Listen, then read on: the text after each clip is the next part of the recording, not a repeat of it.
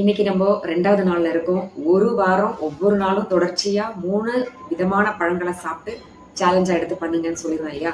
இதுல 2வது நாள். இந்த சேலஞ்ச நேத்தைக்கு நான் சொன்னதுக்கு அப்புறமா நெறைய பேருக்கு நெறைய டவுட்ஸ் வந்திருக்கு. நெறைய பேர் கேட்ட முதல் டவுட் என்னன்னா, ஏன் அந்த 4 பழத்த சாப்பிடக்கூடாதுன்னு சொன்னீங்க?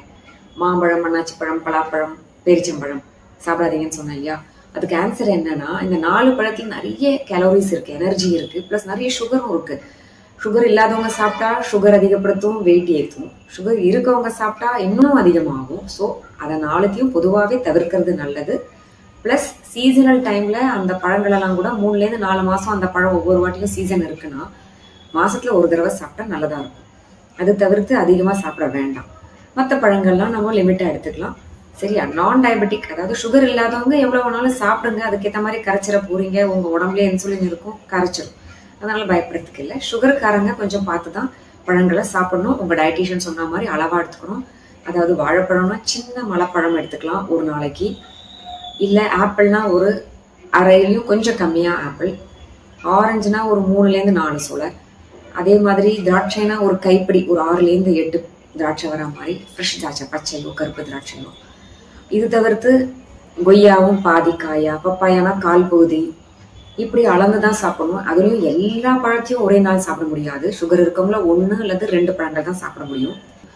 அது தவிர்த்து நீங்கள் 1, 2 பழம் அதிகமாக எடுத்துட்டீங்கன்னா கூட அதுக்கேற்ற மாதிரி கொஞ்சம் நடையும் அதிகப்படுத்திக்கணும்.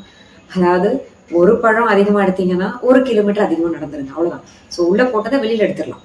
அப்படி பண்ணுறீங்கன்னா பழம் 3 நாள் கூட நீங்கள் சாப்பிடுங்க. ஓகே. அடுத்தது செகண்ட் டவுட் எல்லாருக்கும் என்னன்னு கேட்டிங்கன்னா, ஏன் ட்ரை ஃப்ரூட்ஸ் சாப்பிடக்கூடாதுன்னு சொன்னீங்க? உலர்பழங்கள் ஏன் வேண்டாம்னு சொன்னீங்க இந்த சேலஞ்சில்? அது உடம்புக்கு நல்லது தானே, ஏன் சாப்பிடக்கூடாது அப்படின்னு கேட்குறீங்க. நான் சேலஞ்சில் 3 ஃப்ரெஷ் ஃப்ரூட்ஸ் எடுத்துக்கணும்னு சொன்னேனே தவிர அந்த 3 பழத்துக்குள்ள அந்த உலர்பழங்கள் வரக்கூடாது. நீங்கள் இந்த 3 ஃப்ரெஷ் ஃப்ரூட்ஸ் சாப்பிட்டுட்டு கூட உலர்பழங்கள் எடுத்தால் பரவாயில்ல. இந்த உலர்பழங்களையே சாப்பிட்டுட்டு நான் 3 பழம் இன்னைக்கு சாப்பிட்டுட்டேன்னு சொல்லக்கூடாது. அவ்வளோதான் சொல்ல வரேனே தவிர உலர்பழங்களை சாப்பிடாதீங்கன்னு சொல்லலை. 3 fresh fruits plus dry fruits கட்டாயம் சாப்பிடலாம். அதுவும் ரெக்கமெண்டட் டோஸ்ல இருக்கு. எவ்வளோ என்னென்ன சாப்பிடணும்னு இருக்கு. அதை நம்ம அடுத்தது பார்க்கலாம். சரியா? 3வது டவுட் எல்லாருக்கும், நாங்கெல்லாம் சுகர் இருக்கவங்களாச்சே, இந்த பழம் சேலஞ்சு, முக்கணி பழம் சேலஞ்சில் எப்படி நாங்கள் பார்ட்டிசிபேட் பண்ணுவோம்னு கேட்குறீங்க. அதை தான் நான் திருப்பி உங்களுக்கு சொல்கிறேன். எப்படி இருந்தாலும் 1, 2 பழம் அளவாக சுகர் இருக்கவங்க சாப்பிடலாம். உங்கள் டயட்டீஷியன் சொல்லியிருப்பாங்க. 3வது பழம் எடுக்கும்போது சுகர் அதிகப்படுத்துறதுக்கு சான்ஸ் இருக்குது.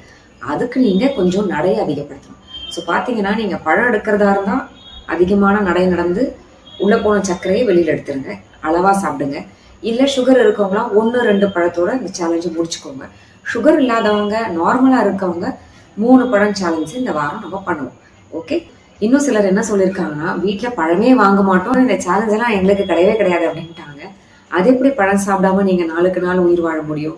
பழம்ன்றது கட்டாயம் உங்கள் உடம்புக்கு போய் செய்துதான் ஆகணும் எவ்ரிடே.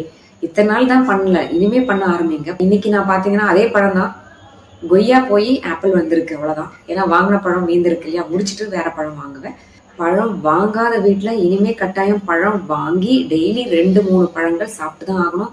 அதுலேருந்து கிடைக்கக்கூடிய நன்மைகள் அவ்வளோ இருக்கு. இத்தனை நாள் மிஸ் பண்ணியிருக்கீங்க. என்னென்ன நன்மை நாளையிலேருந்து லிஸ்ட் போட்டு சொல்கிறேன். தயவுசெய்து இன்னைக்குலேருந்து பழம் வாங்கி சாப்பிட ஆரம்பிங்க. ஓகே. நாளைக்கு நான் திருப்பி உங்களெல்லாம் பார்க்குறேன். பாய்.